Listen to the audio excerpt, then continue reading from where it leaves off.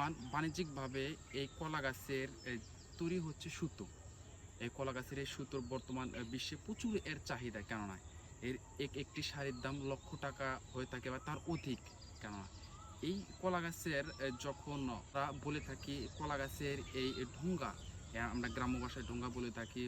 এই ঢোঙ্গা তারা রিফারিং করে বা প্রস্তুত করার পরবর্তীতে তারা এই কেমিক্যাল ইউজ করে, অপরদিকে মেশিনের মাধ্যমে প্রসেসিং করে তৈরি করে সুতা।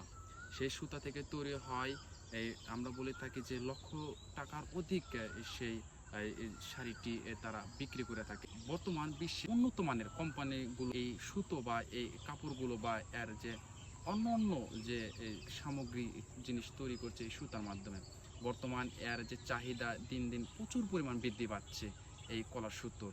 এবং এর যে চাহিদা, অপরদিকে এর আমরা বলে থাকি কলা এবং গাছের কান্ডাল এবং এর যে ঢোঙ্গা থেকে সুতো হয়, এই তিনটাই খুবই গুরুত্বপূর্ণ মানব জাতির জন্য এবং পশু পাখির জন্য।